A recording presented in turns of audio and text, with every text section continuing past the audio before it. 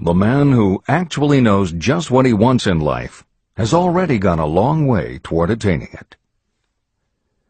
Chapter 16. The 6 Ghosts of Fear. How many are standing in your way? Take inventory of yourself as you read this closing chapter, and find out how many of the ghosts are standing in your way.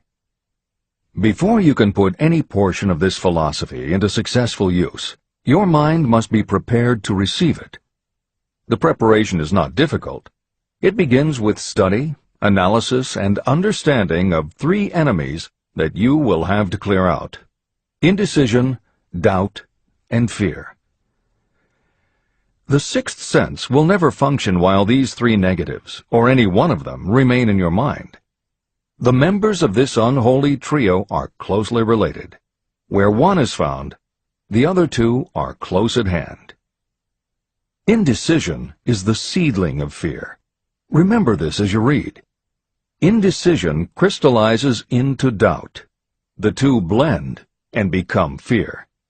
The blending process often is slow. This is one reason why these 3 enemies are so dangerous. They germinate and grow without their presence being observed. The remainder of this chapter describes a state of mind that you must attain before the philosophy can be put into practical use. This chapter also analyzes a condition that has reduced huge numbers of people to poverty, and it states a truth that must be understood by all who accumulate riches, whether measured in terms of money or in terms of a state of mind that may be of far greater value than money. The purpose of this chapter is to turn the spotlight of attention on the cause and the cure of the 6 basic fears. Before you can master an enemy, you must know its name, its habits, and where to attack it. As you read, analyze yourself carefully and determine which, if any, of the 6 common fears have attached themselves to you. And keep in mind that sometimes they are hidden in the subconscious mind, where they are difficult to locate and still more difficult to eliminate. The 6 basic fears. There are 6 basic fears. At one time or another, every person suffers from some combination of these fears. Most people are fortunate if they do not suffer from the entire 6.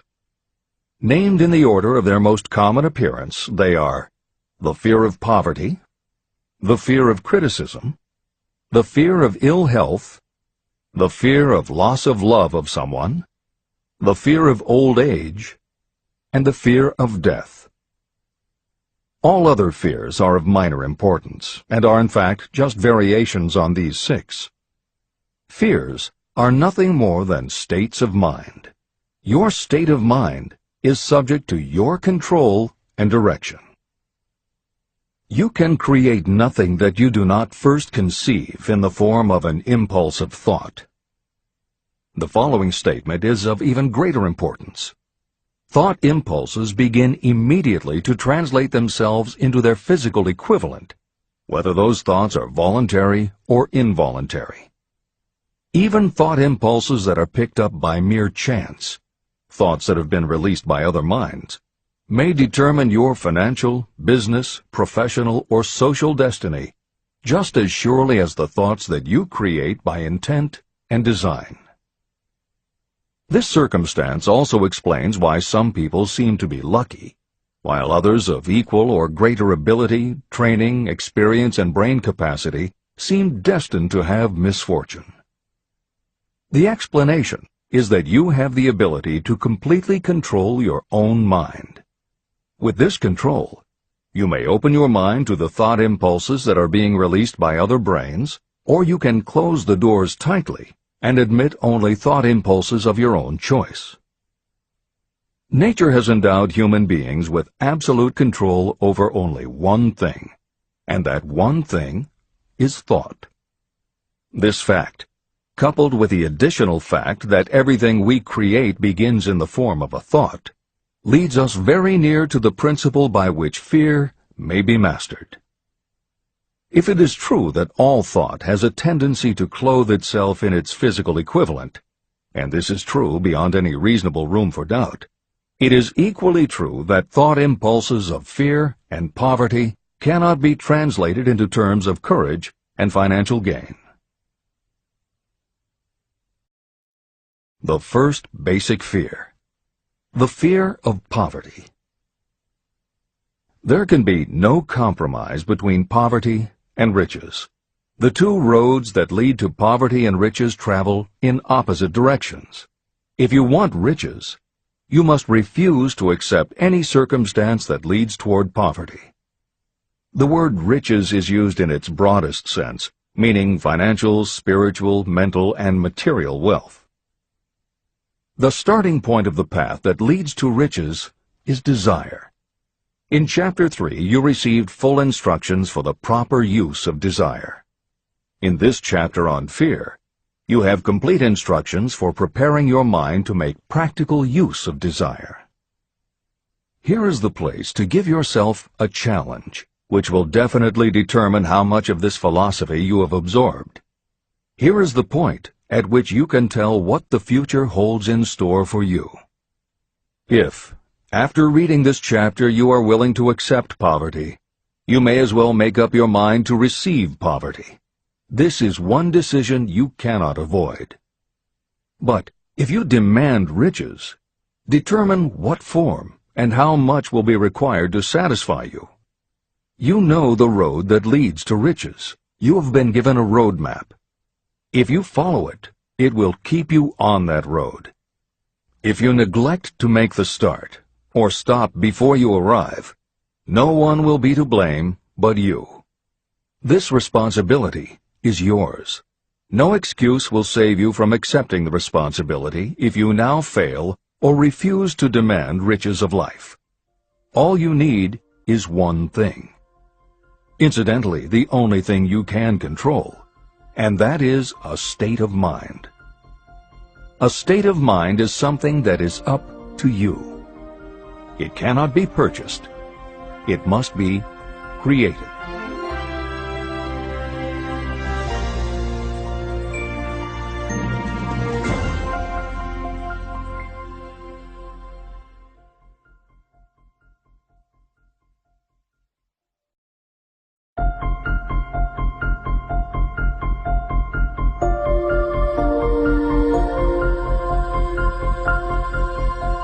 The most destructive fear. Fear of poverty is a state of mind, nothing else. But it is sufficient to destroy your chances of achievement in any undertaking. This fear paralyzes your ability to use reason, destroys the imagination, kills off self-reliance, undermines enthusiasm, discourages initiative, leads to uncertainty of purpose, encourages procrastination, wipes out enthusiasm, and makes self-control an impossibility. It takes the charm from your personality, destroys the possibility of accurate thinking, diverts concentration of effort. It defeats persistence, turns willpower into nothingness, destroys ambition, clouds the memory, and invites failure in every conceivable form. It kills love and assassinates the finer emotions of the heart, discourages friendship and invites disaster in 100 forms, leads to sleeplessness, misery, and unhappiness. And all this despite the obvious truth that you live in a world of overabundance of everything your heart could desire, with nothing standing between you and your desires except lack of a definite purpose. The fear of poverty is, without doubt, the most destructive of the 6 basic fears. It has been placed at the head of the list because it is the most difficult to master. The fear of poverty grew out of our inherited tendency to prey upon our fellow human beings economically.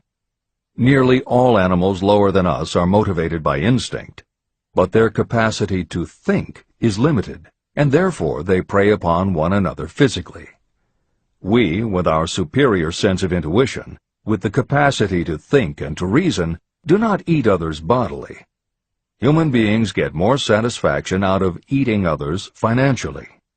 Humans are so avaricious that every conceivable law has been passed to safeguard us from one another.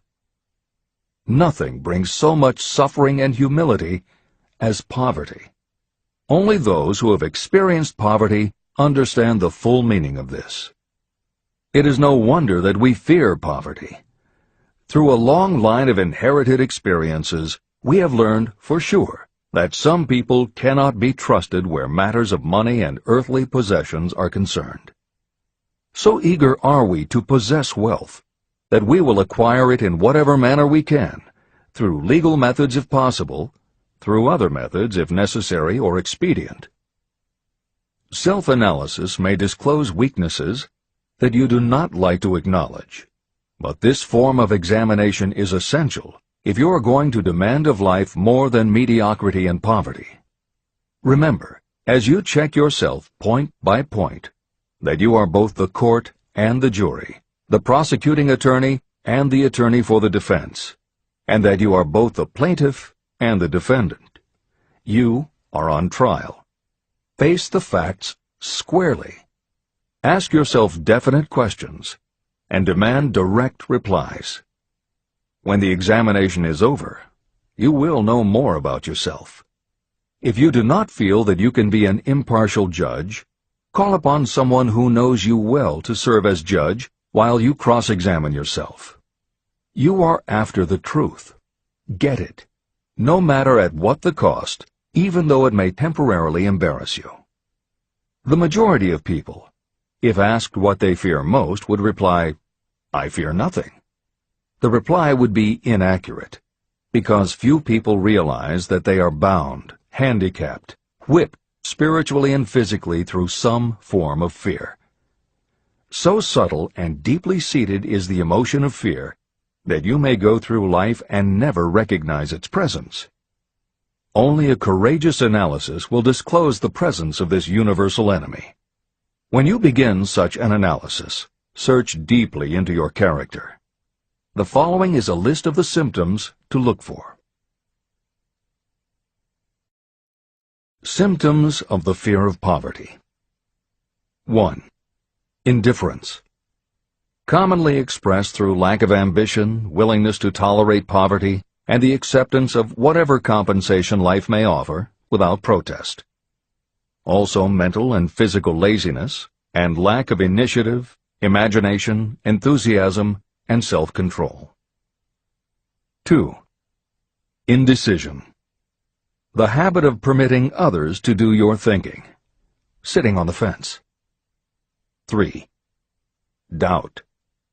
Generally expressed through alibis and excuses designed to cover up, explain away, or apologize for your failures. Sometimes expressed in the form of envy of those who are successful, or by criticizing them. 4. Worry. Usually expressed by finding fault with others, a tendency to spend beyond your income, neglect of personal appearance, scowling and frowning, nervousness, lack of poise, self-consciousness, and often the use of alcohol or drugs. 5. Overcaution. The habit of looking for the negative side of every circumstance, thinking and talking about possible failure instead of concentrating on succeeding, knowing all the roads to disaster, but never searching for the plans to avoid failure, waiting for the right time to begin, until the waiting becomes a permanent habit, remembering those who have failed and forgetting those who have succeeded, seeing the hole in the donut, but overlooking the donut around the hole. 6. Procrastination. The habit of putting off until tomorrow that which should have been done last year, spending more time in creating excuses than it would take to do the job. This symptom is closely related to overcaution, doubt, and worry. Refusal to accept responsibility. Willingness to compromise rather than put up a fight. Compromising with difficulties instead of harnessing and using them as stepping stones to advancement. Bargaining with life for a penny instead of demanding prosperity, opulence, riches, contentment, and happiness. Planning what to do if you fail instead of burning all bridges and making retreat impossible. Weakness of and often total lack of self-confidence, definiteness of purpose, self-control, initiative, enthusiasm, ambition, thrift, and sound reasoning ability. Expecting poverty instead of demanding riches. Associating with those who accept poverty instead of seeking the company of those who demand and receive riches. Money talks. Some will ask, why did you write a book about money? Why measure riches in dollars alone? Some will believe, and rightly so, that there are other forms of riches more desirable than money. Yes, there are riches that cannot be measured in terms of dollars. But there are also millions of people who say, "Give me all the money I need, and I will find everything else I want." The major reason why I wrote this book on how to get money is that millions of men and women are paralyzed with the fear of poverty. What this sort of fear does to one was well described by Westbrook Pegler. Editor's comments. James Westbrook Pegler was a controversial newspaper columnist for the Chicago Daily News and the Washington Post. Although his career lasted into the 1960s, he was most widely read and quoted during the 1930s and 1940s.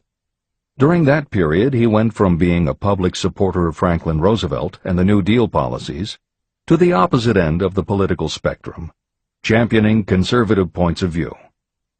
Pegler was also the author of 3 books based on his columns, and in 1940 won the Pulitzer Prize for his expose of union racketeering.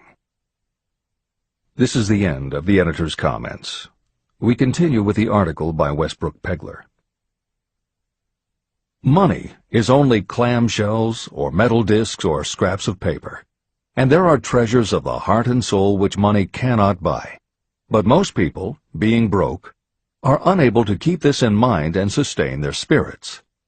When a man is down and out and on the street, unable to get any job at all, something happens to his spirit, which can be observed in the droop of his shoulders, the set of his hat, his walk, and his gaze.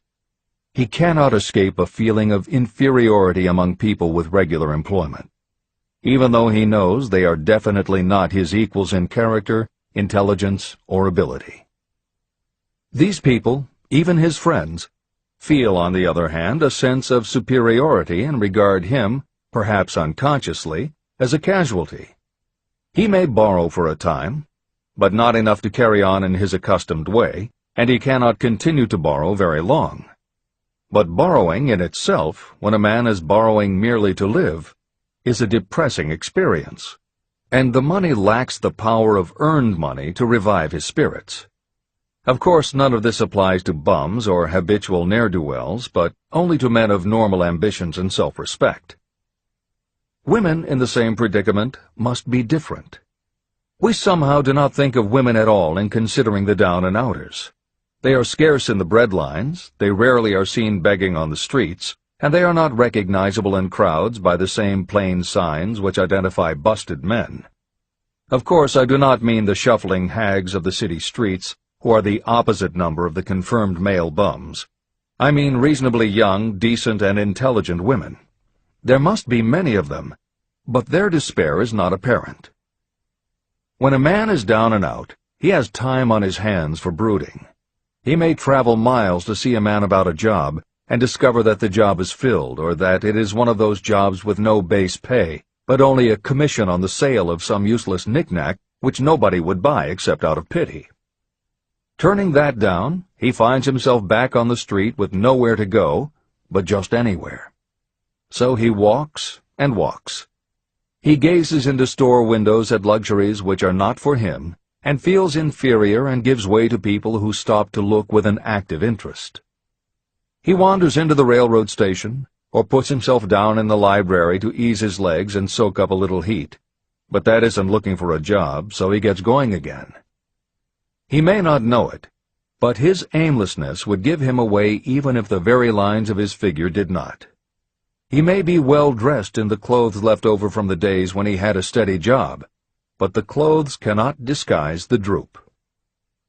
He sees thousands of other people, bookkeepers or clerks or chemists or wagon hands, busy at their work, and envies them from the bottom of his soul.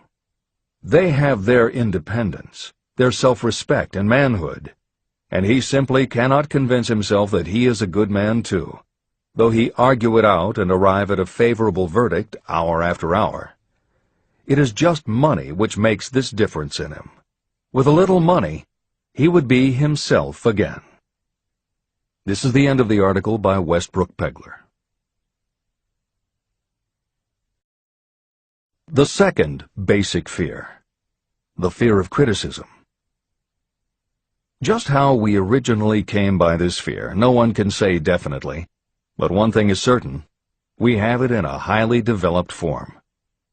I am inclined to attribute the basic fear of criticism to that part of our inherited nature that prompts us not only to take away other people's goods and wares, but also to justify our actions by criticism of the character of others. It is well known that a thief will criticize the man from whom he steals, that politicians seek office not by displaying their own virtues and qualifications, but by running negative campaigns against their opponents. Designers and clothing manufacturers have not been slow to take advantage of this basic fear of criticism. Every season, styles change. Who establishes the styles? Certainly not the purchaser. It is the designers and manufacturers. Why do they change the styles so often? The answer is obvious. They change the styles so they can sell more clothes. The fear of criticism robs people of their initiative, destroys their power of imagination, limits their individuality, takes away their self-reliance, and does them damage in 100 other ways. Parents often do their children irreparable injury by criticizing them. The mother of one of my friends used to punish him with a switch almost daily, always completing the job with the statement, "You'll land in a penitentiary before you are 20. He was sent to a reformatory at the age of 17. Editor's comments. Modern psychotherapy is well aware of the circumstance that Hill describes in the preceding paragraph. In the chapters on autosuggestion and hypnosis, reference was made to childhood traumas that result in phobias, compulsive behaviors, fixations, or complexes. However, there are instances in which the implanting of a suggestion is much more subtle. Hypnotherapists have found that common phrases such as, "Don't you ever say no to me again," "I'm afraid she'll never get over it," or "You're just like your father," can hamper a person's abilities later in life if such phrases were said often enough, or at a time when a child was particularly vulnerable. This is the end of the editor's comments. Criticism is the one form of service of which everyone has too much. Everyone has a stock of it, which is handed out gratis whether called for or not. Your nearest relatives are often the worst offenders. It should be recognized as a crime. In reality, it is a crime of the worst nature for any parent to build inferiority complexes in the mind of a child through unnecessary criticism. Employers who understand human nature get the best there is in people not by criticism, but by constructive suggestion. Parents may accomplish the same results with their children.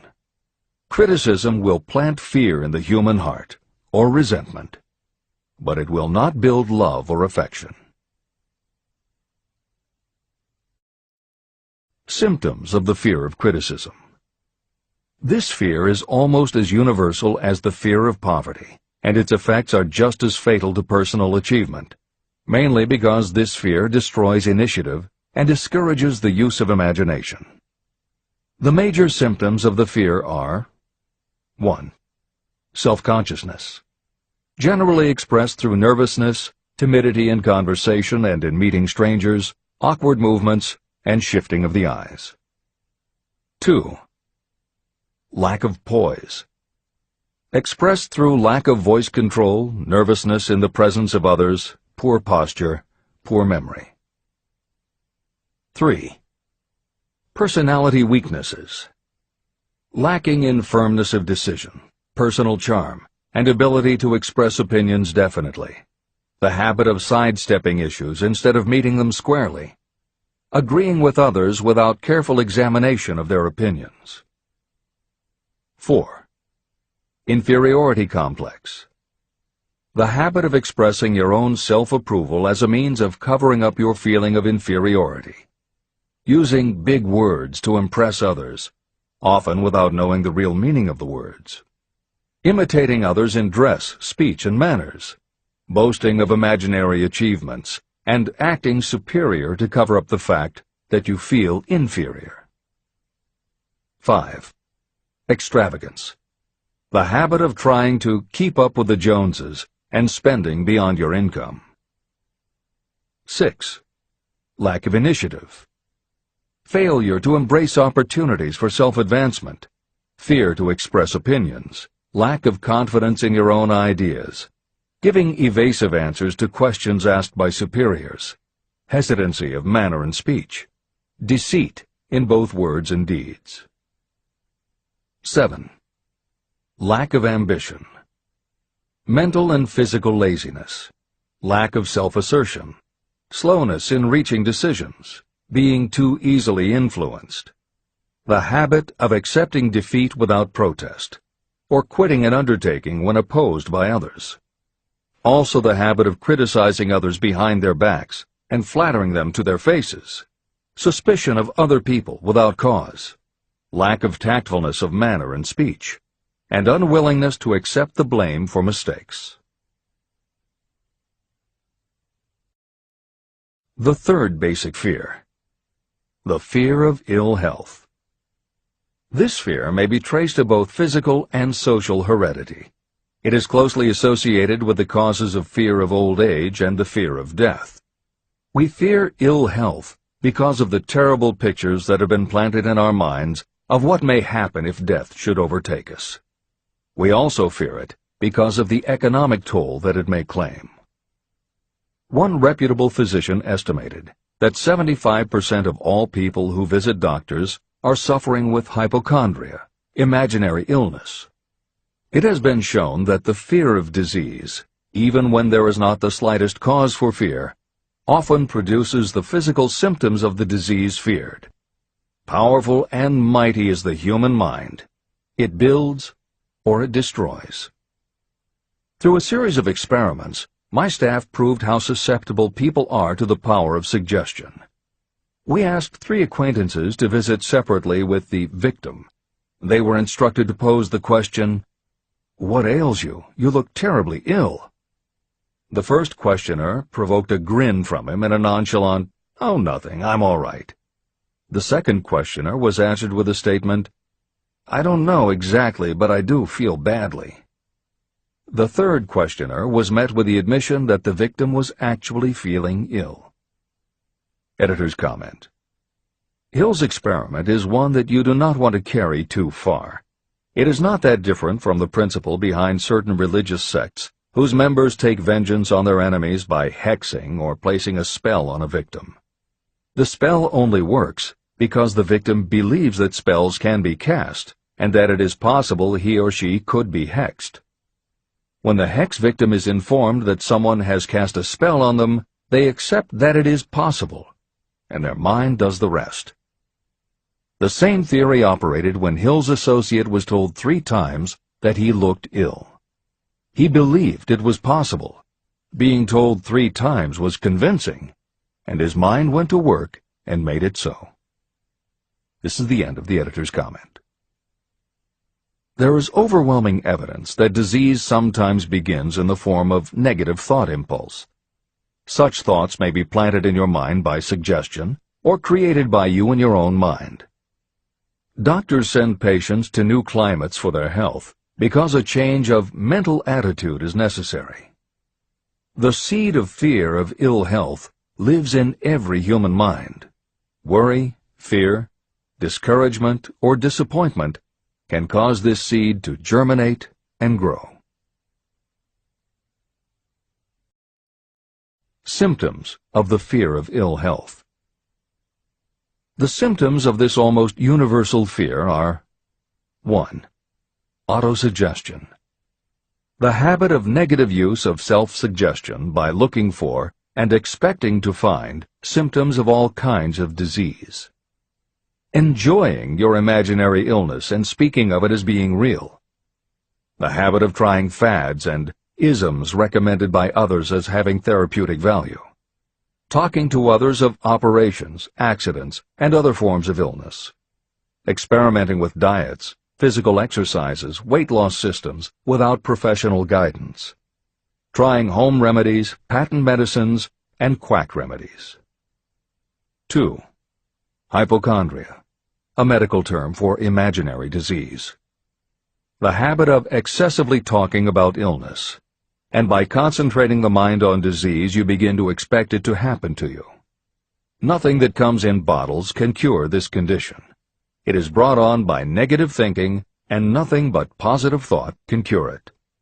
Hypochondria is said to do as much damage on occasion as the real disease might do. 3. Exercise. Fear of ill health often interferes with proper physical exercise and results in overweight. 4. Susceptibility. Fear of ill health breaks down your natural resistance, which makes you susceptible to real disease. The fear of ill health is often related to the fear of poverty, especially in the case of the hypochondriac, who constantly worries about the possibility of having to pay doctor's bills, hospital bills, etc.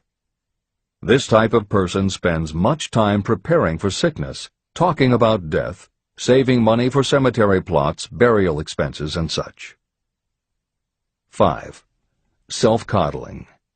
The habit of seeking sympathy. The habit of feigning illness to cover your laziness, or to serve as an alibi for lack of ambition. People often resort to this trick to avoid work. 6. Intemperance. The habit of using alcohol or drugs to destroy pain instead of eliminating the cause. 7. The habit of reading about illness and worrying over the possibility of being stricken by it.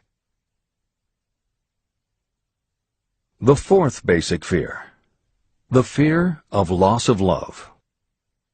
Jealousy and other similar forms of neurosis grow out of our fear of the loss of love of someone. This fear is the most painful of all the 6 basic fears. It probably plays more havoc with the body and mind than any of the other basic fears.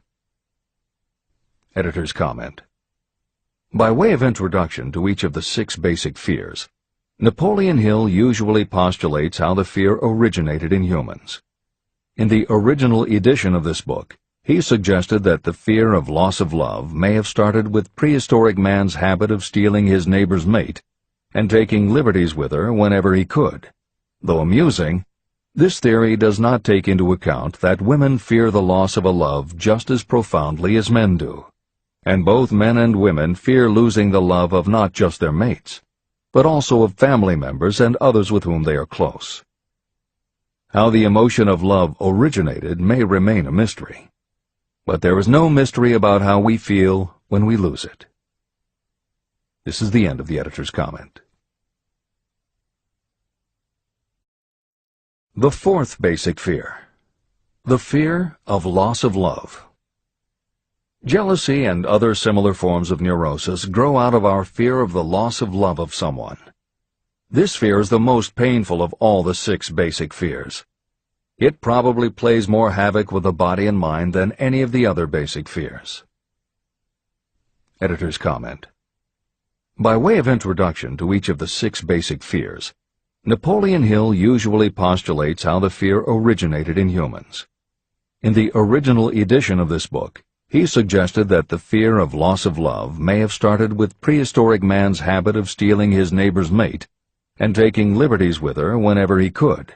Though amusing, this theory does not take into account that women fear the loss of a love just as profoundly as men do, and both men and women fear losing the love of not just their mates, but also of family members and others with whom they are close.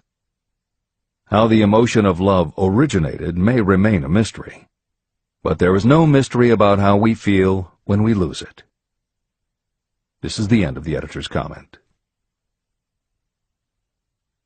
Symptoms of the fear of loss of love. The distinguishing symptoms of this fear are 1. Jealousy. the habit of being suspicious of friends and loved ones, the habit of accusing wife or husband of infidelity without grounds, general suspicion of everyone and absolute faith in no one. 2. Fault-finding. The habit of finding fault with friends, relatives, business associates, and loved ones upon the slightest provocation, or without any cause whatsoever. 3. Gambling. The habit of gambling, stealing, cheating, and otherwise taking hazardous chances to provide money for loved ones, in the belief that love can be bought. The habit of spending beyond your means, or incurring debts to provide gifts for loved ones, in order to make a good impression. Also insomnia, nervousness, lack of persistence, weakness of will, lack of self-control, lack of self-reliance, bad temper.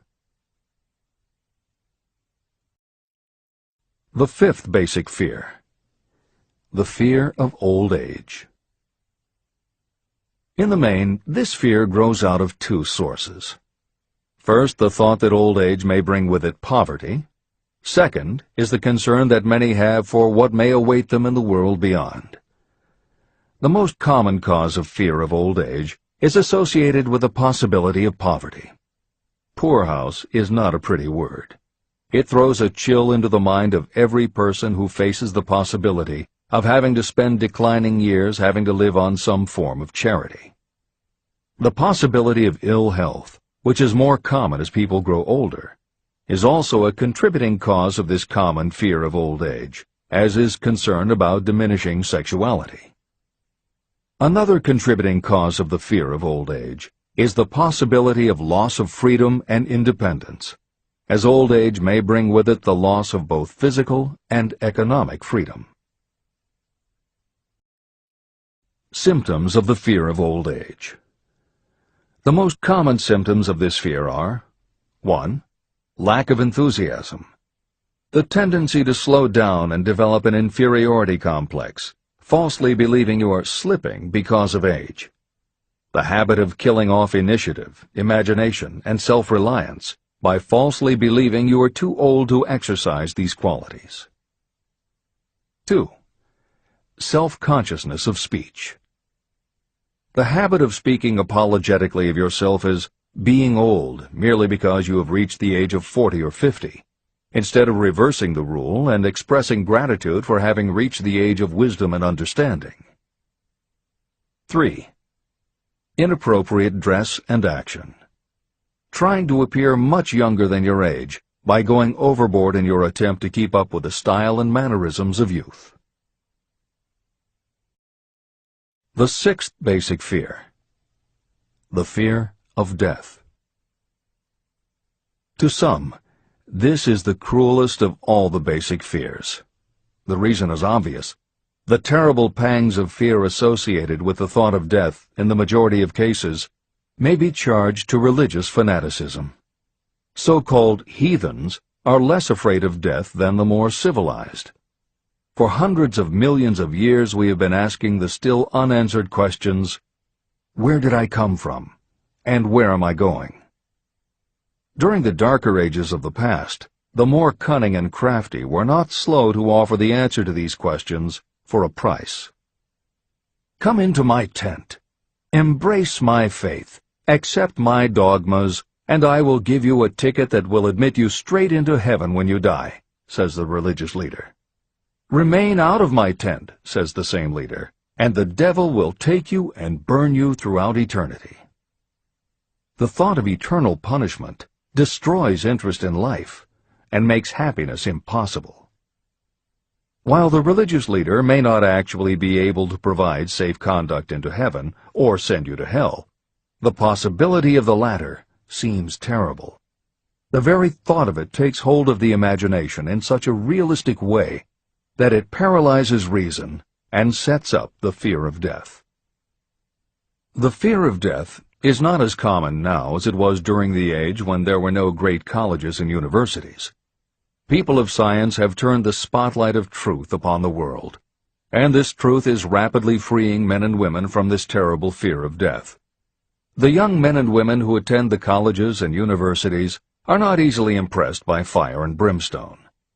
Through knowledge, the fears of the dark ages that grip the mind have been dispelled. The entire world is made up of only four things: time, space, energy, and matter. In elementary physics, we learn that neither matter nor energy can be created or destroyed. Both matter and energy can be transformed, but neither can be destroyed. Life is energy, if it is anything. If neither energy nor matter can be destroyed, of course life itself cannot be destroyed. Life, like other forms of energy, may be passed through various processes of transition or change, but it cannot be destroyed. Death is mere transition. And if death is not mere change or transition, then nothing comes after death except a long, eternal, peaceful sleep. And sleep is nothing to be feared. If you can accept the logic of this, you may forever wipe out your fear of death. Symptoms of the fear of death. The general symptoms of this fear are: 1. The habit of thinking about dying, instead of making the most of life. This is generally due to lack of purpose or lack of a suitable occupation. This fear is more prevalent among the aged, but sometimes the more youthful are victims of it. The greatest of all remedies for the fear of death is a burning desire for achievement, backed by useful service to others. A busy person seldom has time to think about dying.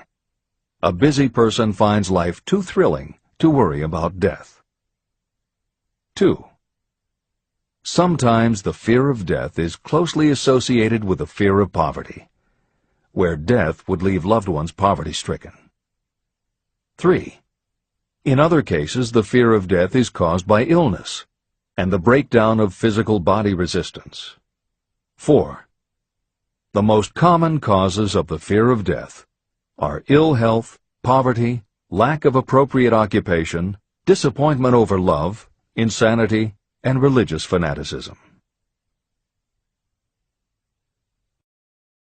The disaster of worry and destructive thinking. Worry is a state of mind based upon fear. It works slowly but persistently. It is insidious and subtle. Step by step, it digs itself in until it paralyzes the reasoning faculty and destroys self-confidence and initiative. Worry is a form of sustained fear caused by indecision. Therefore, it is a state of mind that can be controlled. An unsettled mind is helpless. Indecision makes an unsettled mind. Most individuals lack the willpower to reach decisions promptly and to stand by them after they have been made. We do not worry over conditions once we have reached a decision to follow a definite line of action. I once interviewed a man who was sentenced to be electrocuted 2 hours later. The condemned man was the calmest of the 8 men who were in the death cell with him. His calmness prompted me to ask him how it felt to know that he was going into eternity in a short while. With a smile of confidence on his face, he said, "It feels fine. Just think, brother, my troubles will soon be over. I've had nothing but trouble all my life. It has been a hardship to get food and clothing. Soon, I will not need these things. I have felt fine ever since I learned for certain that I must die. I made up my mind then to accept my fate in good spirit." As he spoke, he devoured a dinner sufficient for 3 men, eating every mouthful of the food brought to him, and apparently enjoying it as much as if no disaster awaited him. Decision gave this man resignation to his fate. Decision can also prevent one's acceptance of undesired circumstances. Through indecision, the 6 basic fears become translated into a state of worry. Relieve yourself forever of the fear of death by reaching a decision to accept death as an inescapable event. Eliminate the fear of old age by reaching a decision to accept it not as a handicap, but as a great blessing that carries with it wisdom, self-control, and understanding. Master the fear of loss of love by reaching a decision to get along without love, if that is necessary. Defeat the fear of criticism by reaching a decision not to worry about what other people think, do, or say. Overcome the fear of ill health by the decision to forget symptoms. And whip the fear of poverty by reaching a decision to get along with whatever wealth you can accumulate without worry. Kill the habit of worry in all its forms by reaching a general blanket decision that nothing life has to offer is worth the price of worry. With this decision will come poise, peace of mind, and calmness of thought, which will bring happiness. If your mind is filled with fear, you not only destroy your own chances of intelligent action, but you transmit these destructive vibrations to the minds of all who come into contact with you, and you destroy their chances too. Even a dog or a horse knows when its master lacks courage. It will pick up the vibrations of fear given off by its master and behave accordingly. The vibrations of fear pass from one mind to another just as quickly and as surely as the sound of the human voice passes from the broadcasting station to a radio receiver. The person who constantly speaks of negative or destructive thoughts is practically certain to experience the results of those words in the form of destructive feedback. But even negative thoughts without words will come back to you. The release of destructive thought impulses alone also produces feedback in more ways than one. First, and perhaps most important to be remembered, the person who releases thoughts of a destructive nature must suffer damage through the breaking down of creative imagination. Secondly, the presence in the mind of any destructive emotion develops a negative personality, which repels people and often converts them into antagonists. The third source of damage is that negative thoughts not only affect others, but they also embed themselves in the subconscious mind of the person releasing them and there become a part of that person's character. Your business in life is to achieve success. To be successful, you must find peace of mind, acquire the material needs of life, and above all, attain happiness. All of these indications of success begin in the form of thought impulses. You control your own mind. You have the power to feed it whatever thought impulses you choose. With this goes the responsibility of using your mind constructively. You are the master of your own earthly destiny, just as surely as you have the power to control your own thoughts. You may influence, direct, and eventually control your own environment, making your life what you want it to be. Or you may neglect to make your life what you want, and you will be adrift on the seas of circumstance, where you will be tossed like a wood chip on the waves of the ocean. The Devil's Workshop. In addition to the 6 basic fears, there is another evil by which people suffer. It constitutes a rich soil in which the seeds of failure grow abundantly. It is so subtle that its presence often is not detected. It is more deeply rooted and more often fatal than all of the 6 fears. For want of a better name, let us call this evil susceptibility to negative influences. Those who accumulate great riches always protect themselves against negative influences. The poverty-stricken never do. Those who succeed in any calling must prepare their minds to resist such influences. If you are reading this book to learn how to grow rich, you should examine yourself very carefully to determine whether you are susceptible to negative influences. If you neglect this self-analysis, you will give up your right to attain the object of your desires. Make your analysis searching. As you read the following questions, be tough on yourself. Go at the task as carefully as you would if you were searching for any other enemy you knew was waiting to ambush you. You must deal with your own faults as you would with a real and serious enemy. You can easily protect yourself against real enemies because there are laws, police, and courts to deal with them. But this 7th basic evil is more difficult to master because it strikes when you are not aware of its presence, when you are asleep and while you are awake. Moreover, its weapon is intangible because it consists of merely a state of mind.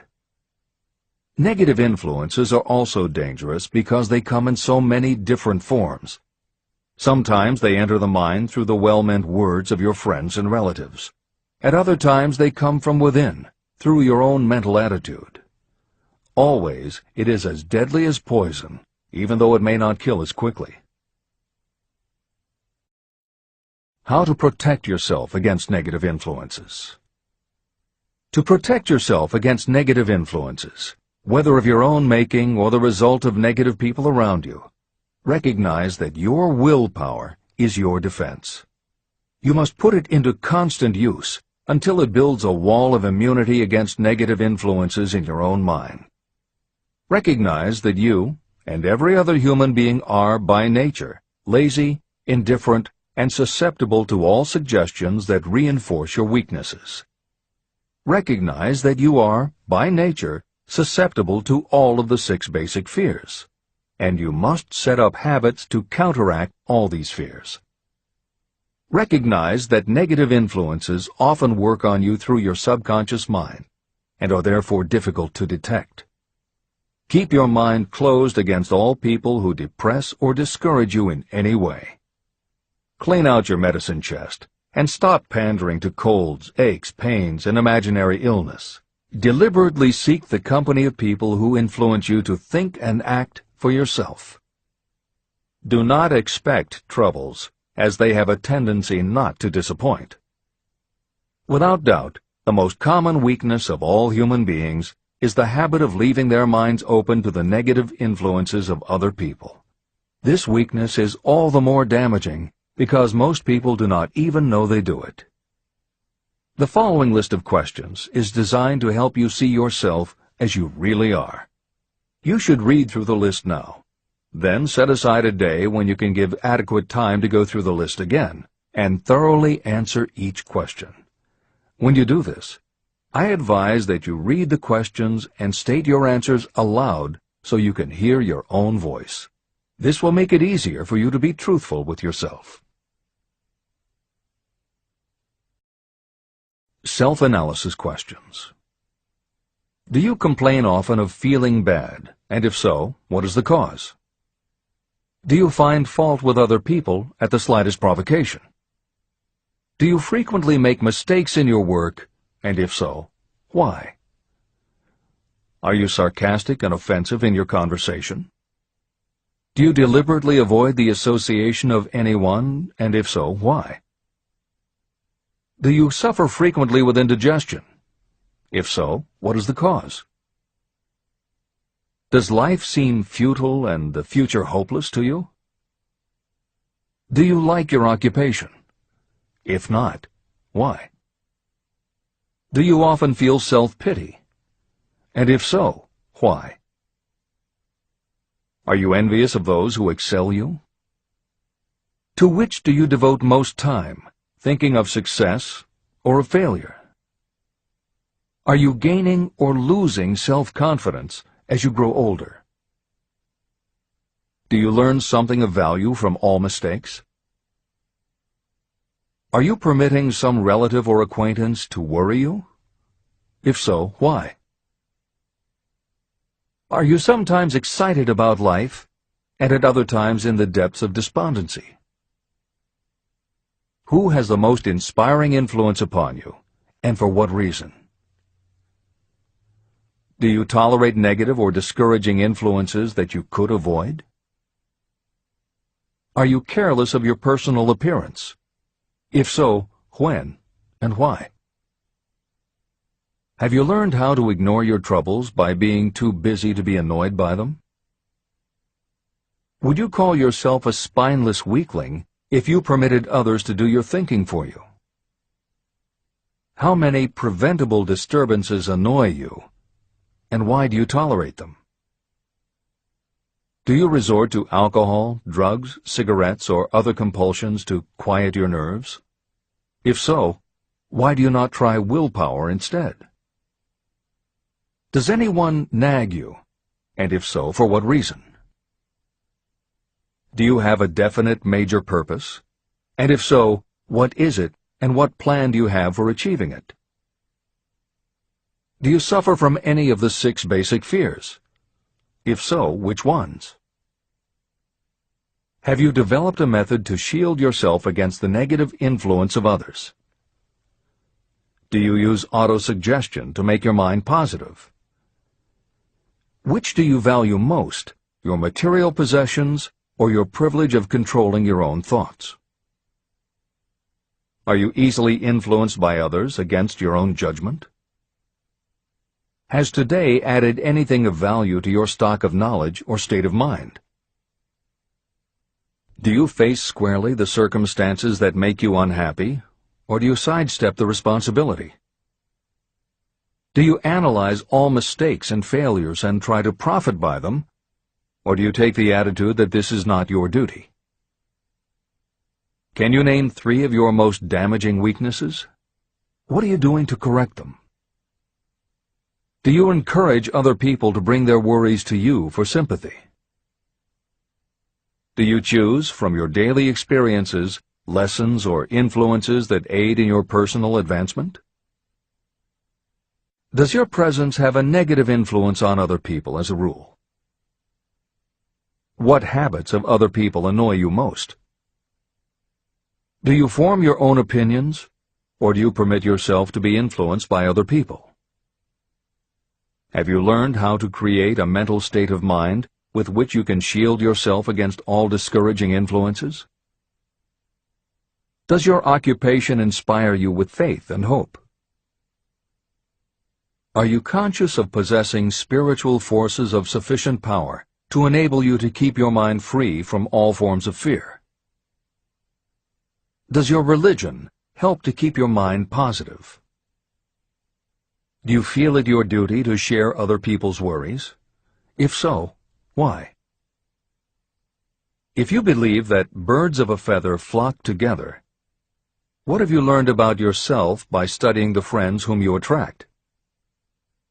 What connection, if any, do you see between the people with whom you associate most closely and any unhappiness you may experience?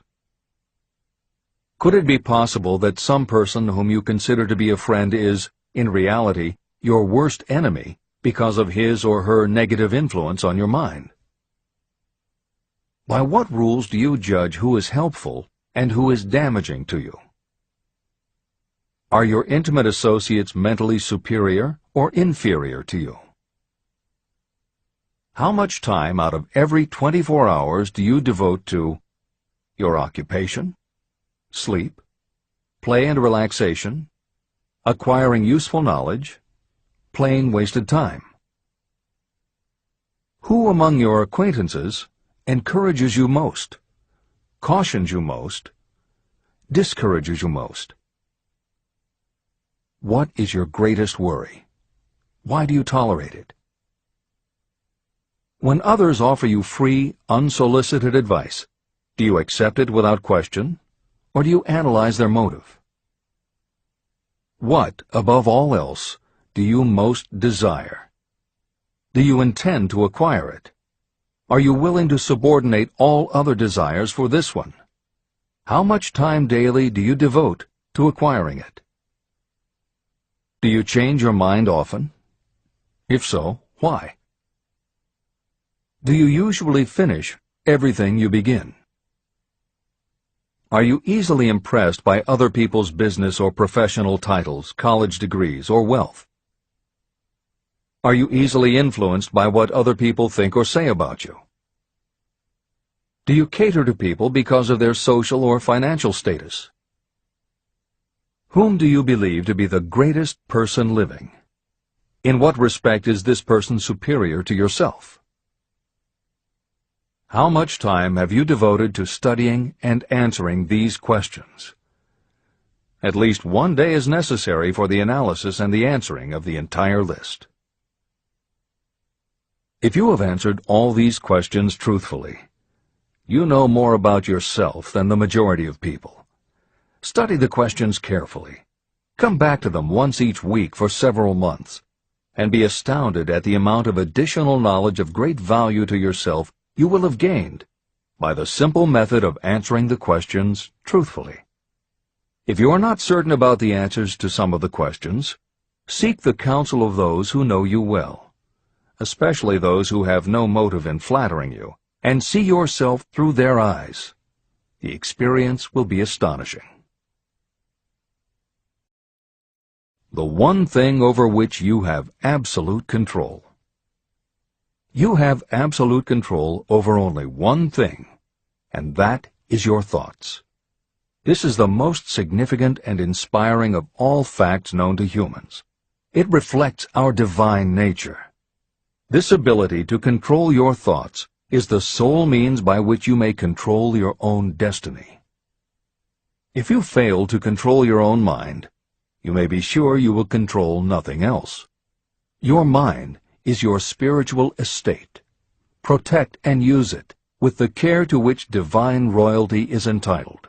You were given your willpower for this purpose. Unfortunately, there is no legal protection against those who, by design or through ignorance, poison the minds of others with negative suggestion. Those with negative minds tried to convince Thomas A. Edison that he could not build a machine that would record and reproduce the human voice, because, they said, no one else has ever produced such a machine. Edison did not believe them.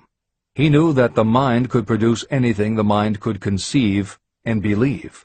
That knowledge was the thing that lifted the great Edison above the common herd. Men with negative minds told F.W. Woolworth he would go broke trying to run a store on 5 and 10-cent sales. He did not believe them. He knew that he could do anything within reason if he backed his plans with faith.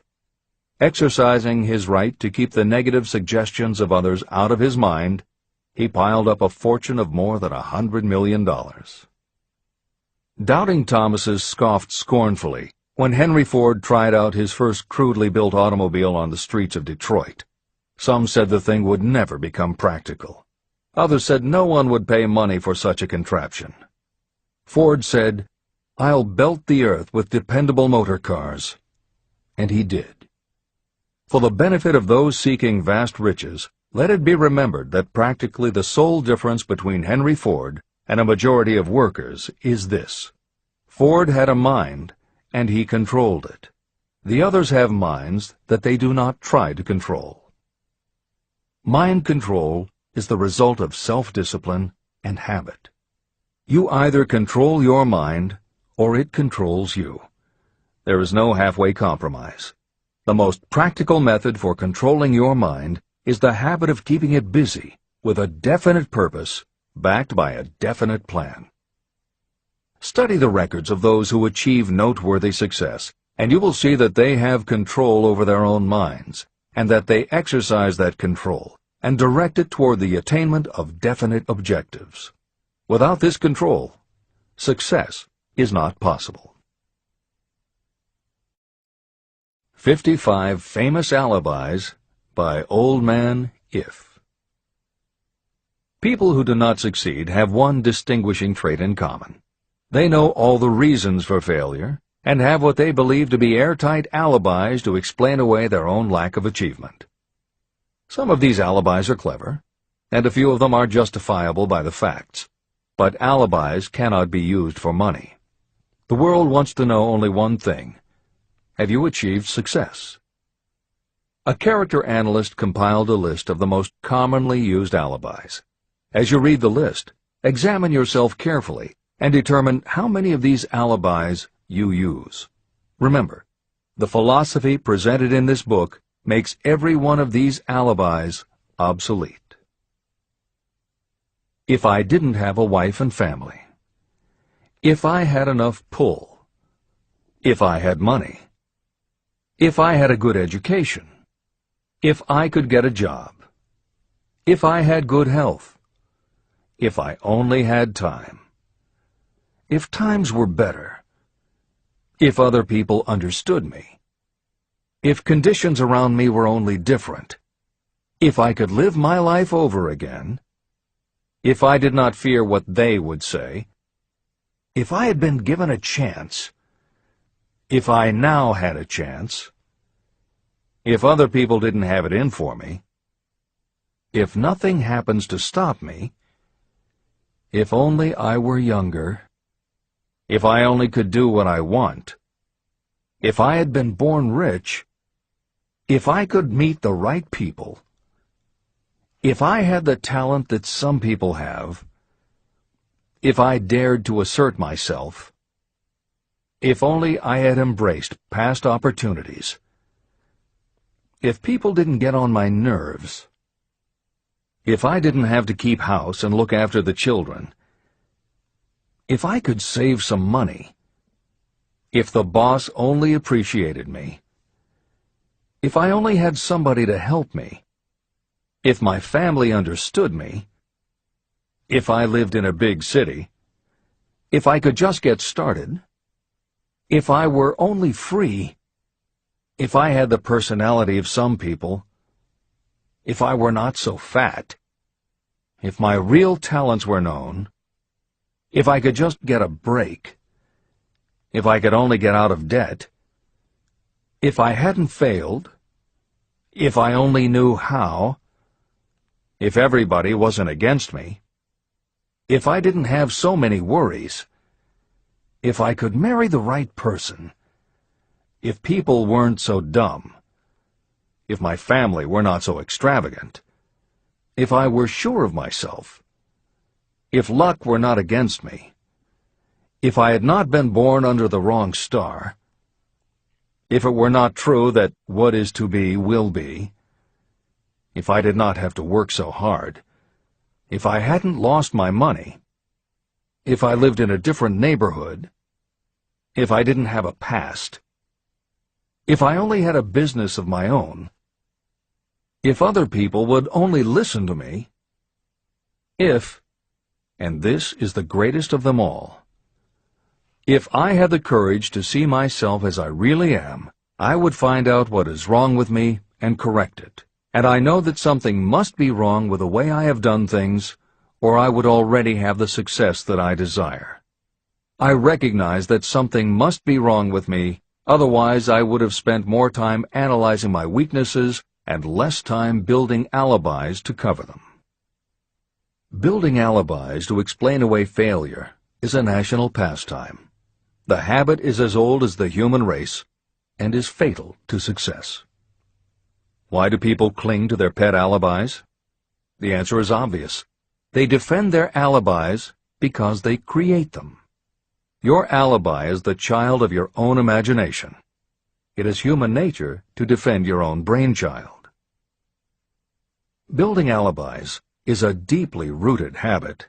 Habits are difficult to break, especially when they provide justification for something we do. Plato had this truth in mind when he said, "The first and best victory is to conquer self. To be conquered by self is, of all things, the most shameful and vile." Another philosopher had the same thought in mind when he said, "It was a great surprise to me when I discovered that most of the ugliness I saw in others was but a reflection of my own nature." Elbert Hubbard, philosopher, author, publisher of the Fra magazine, and founder of the Roy Crofters Community of Artists, said, "It has always been a mystery to me why people spend so much time deliberately fooling themselves by creating alibis to cover their weaknesses.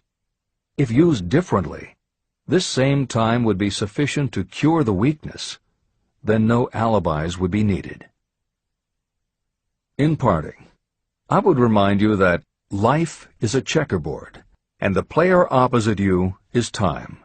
If you hesitate before moving, or neglect to move promptly, your men will be wiped off the board by time. You are playing against a partner who will not tolerate indecision. Previously, you may have had a logical excuse for not having forced life to come through with whatever you asked. That alibi is now obsolete, because you are in possession of the master key that unlocks the door to life's riches. The master key is intangible, but it is powerful. It is the privilege of creating, in your own mind, a burning desire for a definite form of riches. There is no penalty for the use of this key, but there is a price you must pay if you do not use it. The price is failure. There is a reward of stupendous proportions if you put the key to use. It is the satisfaction that will come to you when you conquer self and force life to pay whatever is asked. The reward is worthy of your effort. Will you make the start and be convinced? If we are related, said the immortal Emerson, we shall meet. In closing, may I borrow his thought and say, if we are related, we have, through these pages, met. Remember that your real wealth can be measured not by what you have, but by what you are.